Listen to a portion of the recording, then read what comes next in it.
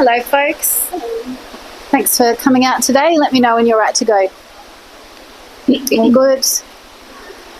Well, we're hearing net zero sense from the National Party. They are now a party for coal companies, gas companies, conspiracists, and certainly not a party for farmers.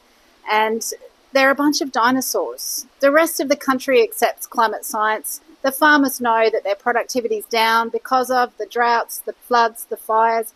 Everybody else knows that climate change is real, and the Nationals are giving real old man shouting at cloud energy.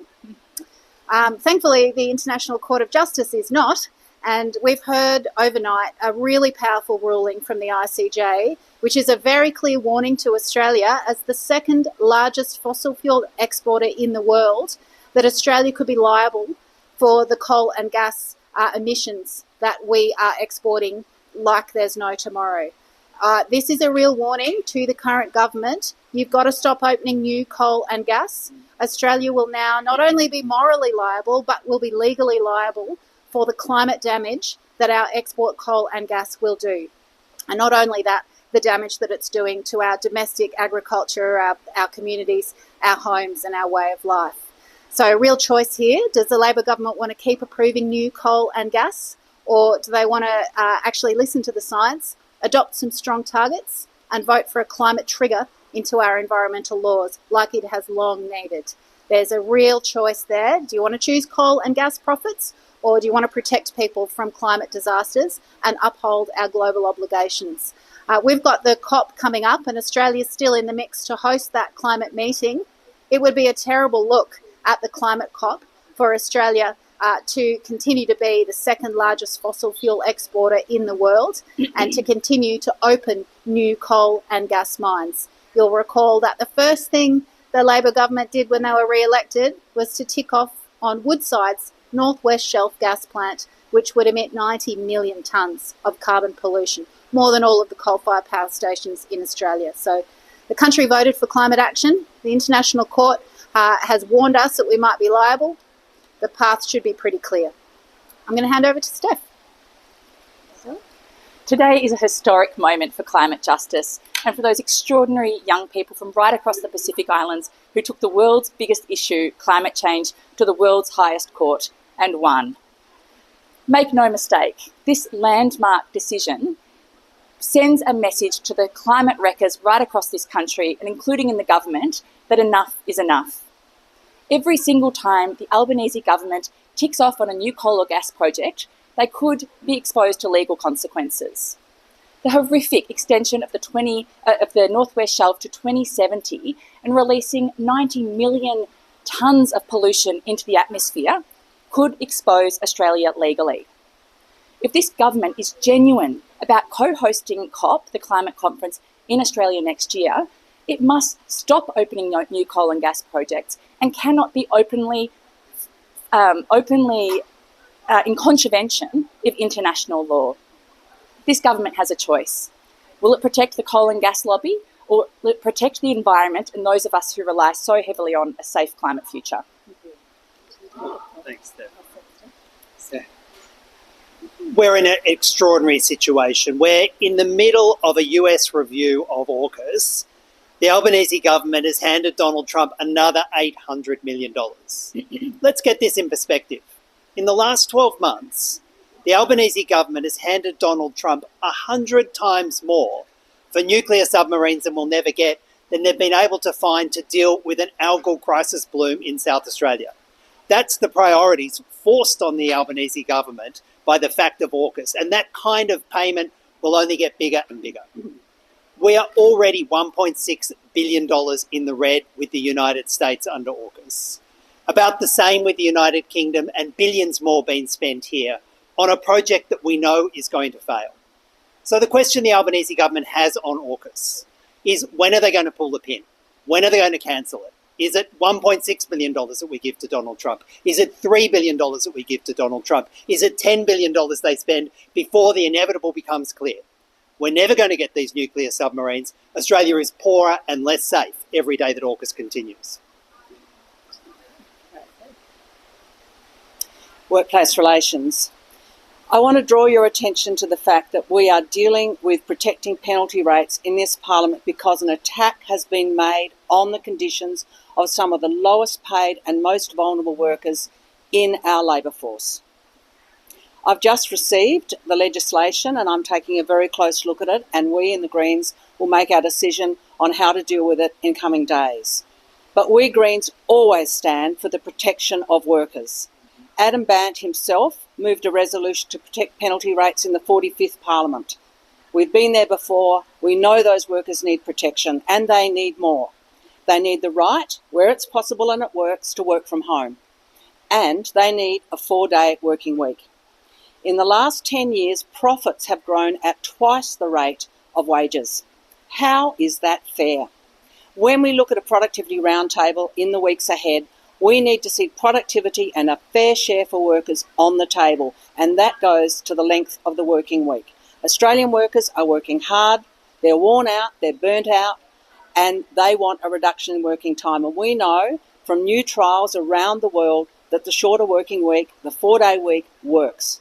It works for the mental and physical health of workers, for their households and families, and it works for productivity. It's time for fewer working hours for Australian workers and a fairer share of productivity in the Australian economy. Take questions, folks. I'm glad you agree. Oh, no, they want you back, Bob. Just another question on penalty rates. So the coalition has indicated that they perhaps want to kick the legislation off to inquire in the Senate. Their concern is mainly on the impact on small businesses. Obviously, they don't have the numbers to do it themselves. Is that something you feel? This, making sure that small business. I listened this morning to Tim Wilson, and he has a clear concern that the Liberals always have about small business. This is a no-cost bill for small business as I read it. But as I said earlier, I've just received the bill. We're having a close look, and we will want to make sure that there are no unintended consequences and that we get the best possible bill that we can for some of Australia's most vulnerable workers. On the productivity roundtable, what message would it send if the Greens aren't in the seat at that table? I understand that hasn't been confirmed yet. Expecting or hoping? What do you reckon about that? Oh, look, there's going to be a meeting about productivity soon, and we've got a lot of ideas that we've put on the table. And we went to the last productivity summit, and in fact, Barb Pocock got some amazing changes, including the right to disconnect for workers, which I know many ordinary people deeply appreciate, not being hassled by their boss out of hours. So we've shown we can make a good contribution, but we are in the balance of power. So we've got lots of ways to contribute, and we are not short of ideas on how to make the tax system fairer, protect workers, and we'll continue to put those ideas to government. So if an invite's forthcoming, we'll take it, but we're not too worried about whether we get to go to a meeting. We're in the balance of power in the Senate, and that's where we'll push for changes to help women and workers. Regarding that balance of power, the tax on unrealised capital gains is still something sort of hanging overhead. We'll probably wait until after the round table before we see any moves on that. But has further discussion taken place? Can you and the government expecting to do a deal from the UCGT reform anytime soon? Look, we're still in discussions with the government about superannuation, and as you'll appreciate, we're here to get outcomes for people and to make the system fairer, so we'll have those discussions in private. And regarding the Drew Hutton matter, Bob Brown and Christine Milne have both said his membership should be reinstated. What do you think of that call from some other luminaries within the party? Look, that's a party matter. I won't comment on that. And finally from me, Senator, an Iranian Australian, Tina Kodrostani, has quit the party last month. As an Iranian Australian, she said she felt uncomfortable with some of the stances the party was taking, not condemning Iran enough. What would you say in this matter, but also to other Iranian Australians who potentially feel uncomfortable if they want to march and pro-Palestinian rallies, but feel uncomfortable if they see most of the Supreme Leader or pro-regime sentiments expressed and not condemned frequently? What are your thoughts on this tension?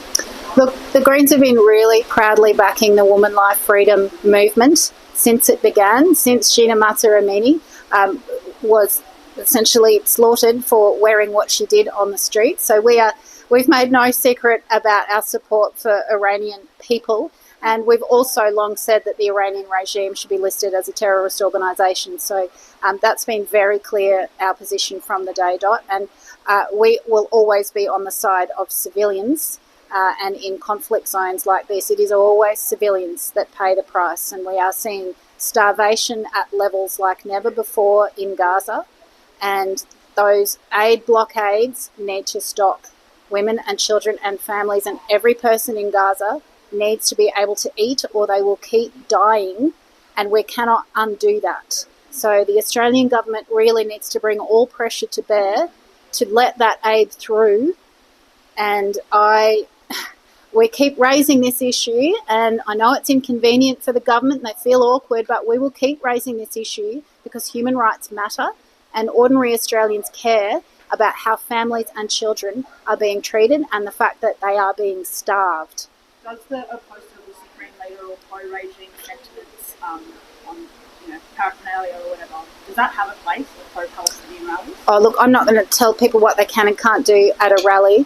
The Greens' position has always been that the Iranian regime should be listed as a terrorist organisation, and that the Iranian people deserve to be free and to have a democratically elected government. Mm-hmm. Just back on penalty rates, you mentioned before, David, a bit earlier. Is that something that the Greens would look to amend as part of legislation? And will the approach in terms of dealing with these sorts of bills, which progress shared aims between Labor and the Greens, change compared to the last Parliament? Mm-hmm. Look, I'll let Barb have an extra say, but we're going to have a good close look at this bill. We have always been strong supporters of workers' rights, and we've always thought that a 4-day working week with no loss of pay would increase productivity and generally be great for all, for businesses, for workers, for quality of life, for local economies. There's not a lot of downsides to that. Everywhere it's been trialled, it's worked really well and people love it. In terms of how we'll negotiate with government, well, we'll have a look at the bill first. Adam Bandt did a version of a similar thing a few years back, so we'll take a look and see whether they've got some similarities there. And as always, we will negotiate in good faith to get outcomes for people and for nature. We're here to deliver for the Australian community, and that's how we'll approach all negotiations. Do you want to add anything, Bob? Yeah, sure. What she said, and Labor is here with a massive majority, and it's always characterised itself as the party of the worker.